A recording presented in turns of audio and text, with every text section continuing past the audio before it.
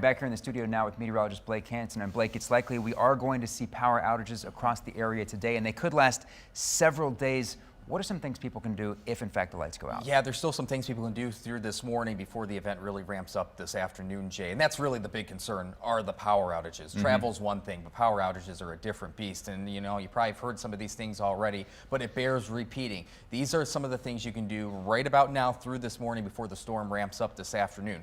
Be sure to charge all electronic devices. That's a big key there in case any emergency power outage does occur. Have an emergency kit that includes flashlights, extra batteries, water, canned food, and blankets. So again, that emergency kit is key. And don't run your vehicles in a garage. That's one thing that is a big no-no because of the impacts of carbon monoxide. Sure. And then also don't use your gas stove for any heat. That is a huge, huge fire hazard. Here's some things that you can do to keep your house warm if you do lose power, however. The National Weather Service says first, close the blinds and curtains to lock in some heat. You'll also want to close doors and any drafts to avoid wasting heat. You also want to wear layers of loose-fitting, lightweight, warm clothes, and to eat and drink to give your body that energy it needs to stay warm. But avoid caffeine and alcohol. Those will not help to stay you warm. And lastly, stuff towels and old rags in the cracks under your doors, those doors that really do have a big draft. Now, Jay, these are important to remember because while it won't be extremely cold through this event,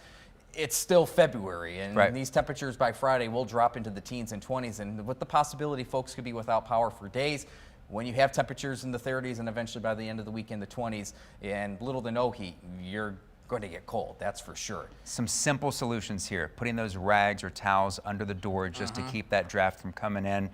You got to take this seriously, folks, because, yeah, like you said, by February standards, it's not that cold, but it is cold. And when we're talking about freezing conditions, you got to play it safe. And it's one of those things, you know, we really hope this forecast does bust because we don't want to see ice. That is not ideal by any means, but we need to be prepared. That's the key here. You got to be prepared rather than being panicked about this situation. And some of those tips do help out if you do run into that case of losing power. 100%. All right, Blake, thank you.